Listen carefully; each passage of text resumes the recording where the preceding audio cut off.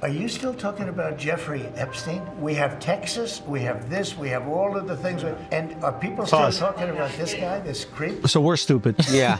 we're the idiots, guys. That is, I think, what is enraging people right now is it's insulting our intelligence. Like, obviously the intelligence community is trying to cover it up. Obviously the Trump administration is trying to cover up. Something changed because they ran on this idea of exposing it all. All these guys had great ideas. Cockeyed Cash, Dan Bongino. He had clips, dog. He had bars. He was ready to tear it all down. He was ready to tear down the entire FBI office. Shut down the Hoover building day one. Day one. Them still standing. And then he goes on Joe Rogan and he's like, listen, do you think if I had it, I wouldn't share it with you? I do. Yeah. I do. I do believe that 100%, especially when you're staring at me like this, telling me that. Once you protect, you are the most cockeyed person in the entire world. So one of two things, in my mind, is possible. One, you're covering it up. Or two, nothing really happened and you exploited the rape of thousands of children to get your man elected.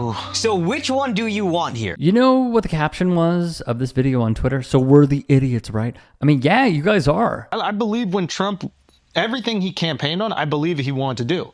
And now he's doing the exact opposite thing of every single know what he's done. Yeah, exactly to your point. If you tell me, it's easier for me to believe you wanted to do all these things if any of them were happening in the way that you said they would. To that point, like there'll be people that like they'll DM me and be like, you see what your boy's doing? You voted for this. I'm like, I voted for none of this.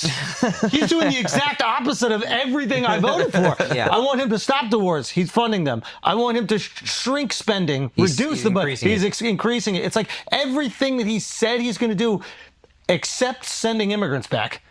And now he's even flip-flopped on that. Quite an idiot, and rightfully. You're telling me that all these comedian podcasters who make Epstein jokes, I make Epstein jokes, and you were sitting across the guy who's been in multiple pictures at different times of his life with Epstein, and you didn't even mention it. Yeah. You didn't mention it. They don't even seem to explain why. Why was Trump hanging out with him? They don't even go like, well, they were friends. They had good conversation. They just, as if it wasn't there. It would be funny if they put out a press release. Why was Trump? And you're like, they were friends. They had really good conversations about arts and culture and growing up in New York.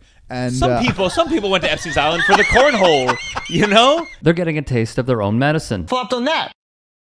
Okay, Andrew, you voted for a convicted felon that tried to overturn the federal government. Let's just start there. So any form of logic that you had after what we all saw with our own eyes on January 6th, anything that you saw after that is just you bending and not wanting to vote for another side, not wanting to hear the truth, caving to this toxic masculinity in this, we're going to deport everybody and we're going to be tough and we're going to make America great. It's all the only thing Trump ran on were lies. And he lied to everybody and dumb people fell for it. And the main reason that he lied is to prevent himself from going to prison and to shut down investigations into him that probably would have led to incarceration and bankruptcy. And if you can't see that when it's happening in real time and you lean into your caveman impulses, this is what you're going to get. But I don't know how you teach somebody like you who clearly you're not a dumb, but you fell for all this propaganda, and Trump waltzes onto your podcast and puts on a charm offensive, and then you think, yep, this is my guy, I'm going to vote for him. Yet all of the other red flags that everybody on the planet saw, we didn't ignore, and now here you are. Jen Welch also handed Schulz his behind on the I've Had It podcast. I voted for none of this.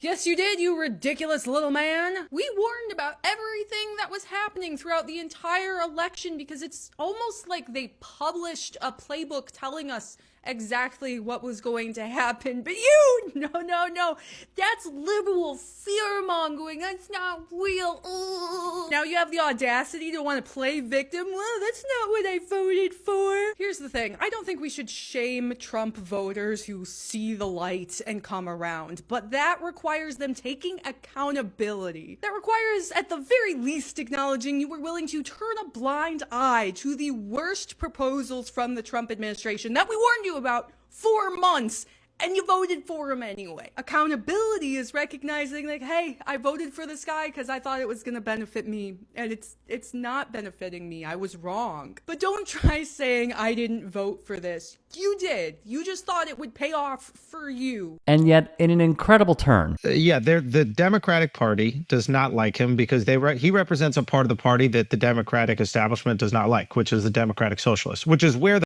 party is. They just won't acknowledge it. Like, the Democratic Party is the Democratic Socialist Party. Whether you like it or not, that's what the base wants. That's what the people are into. And the old establishment is not what they're into. Honestly, that's what America wants. And you know why I'm going to tell you the language that he was using. And we had this conversation on Breakfast Club because I'm like, yo, Democrats, y'all can come up with names for everything, right? Yeah. Pregnant people, all that, like, right? Yeah. But you can't come up with a better term for socialism. So when he uses the term affordability, and he just talks about how things aren't affordable, that resonates with everybody. Mm-hmm. on the Brilliant Idiots podcast. So I think the message is really resonating. And to be honest with you, I think the only party right now that you could say actually puts America first are the Democratic Socialists. Like, if you really want to talk about, rah, rah, rah, MAGA, America first, No. MAGA ain't America first in right now. No. It's going against what the base wants. Absolutely. Inflating the budget, Absolutely. continuing the foreign wars. Absolutely. Like, the only party right now that is America first, meaning I want to help American people. Maybe the way they want to do it won't work and it could be detrimental, but at least the messaging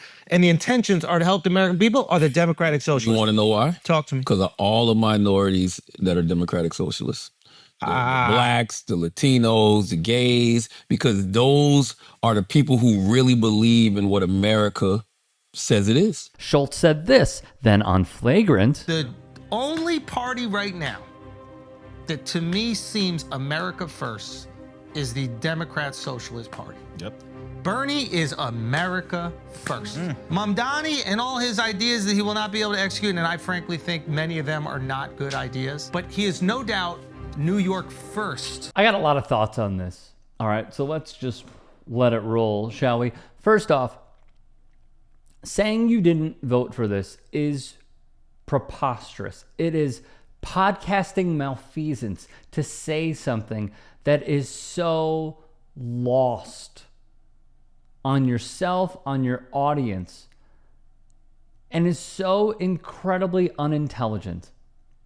Because we told you what you were voting for, and the consensus seemed to be with Schulz and many others was that these were scare tactics, and it's about owning the libs, and it's about owning leftists, and it's about owning progressives, and you just don't get it. He needs to get back in. Everything is bad. And look, everything is bad. There's no question about it. One person wanted to at least try and make first-time home buyers have a little more ease. And one person tried to have childcare be a little more affordable. And the other person wanted to light the country on gasoline and then light the match. Saying you didn't vote for this when we told you what you were voting for, and your retort was basically just cry harder. I understand that we need to build coalitions in order to win elections, and also for people to have a better way of living than under this capitalistic rule that is crushing our souls, and that we are basically living to work and then just die for someone that does not give a you-know-what about us. I also understand where a lot of people are coming from because their families have been hurt and their hospitals have closed and their schools are going to close and everything's going to be privatized in order for somebody like the DeVos family to make more money. And the cost of groceries have only gone up and they're going to keep going up, and we're going to see billions slashed from the GDP because he's deporting a bunch of people that have been here for 30, 40, 50 plus years. And the inhumanity of sending a kid who has cancer to Honduras where he's never been, as an example. Or using our tax dollars to build a white nationalist concentration camp in the state of Florida. Like, I am angry with you. I just don't understand and this is clearly a case study of the MAGA mind. I just don't understand how somebody can go from, yeah, I support Donald Trump and I have a huge podcast following and everybody should vote for Donald Trump and I'm going to host Donald Trump and I'm going to suck up to him as much as I possibly can, and then say the DSA have the best candidates. We already knew that. The Working Families Party, best candidates. But what, like, what? I remember seeing AOC actually said that she wanted to speak with Trump voters, so did Mamdani, about why they voted for Trump. Obviously, they were conned, they were lied to. But a lot of the people that voted for AOC also voted for Trump because they believed in that populist message, quotes on his side. And Mamdani crushed, and I mean crushed, in certain areas where Trump did well. So I think it's okay to criticize someone like Andrew Schulz and not say, oh, he apologized. Oh, well, we got to build coalitions. We do need to build coalitions. But he can't also just get off scot-free and say, oh, yeah, he apologized. We're good. Like, does everybody on that panel think so, who helped prop this up? I mean, we're 6 to 7 months in, and it's felt like 5 years. 15. So I'm looking at this, and all I'm thinking is, yeah, you did vote for this. You did. We tried telling you, and you just didn't want to listen. Hey guys, quick break in the action. I have a new show coming out called The Rick Strom Show. It is going to be awesome. I'm interviewing musicians, athletes, producers, writers, journalists, authors, sports doctors. Go check it out at youtube.com/@TheRickStromShow. Also be sure to throw me a follow on Instagram, Threads, Blue Sky. It can all be found in the description box below. Thank you.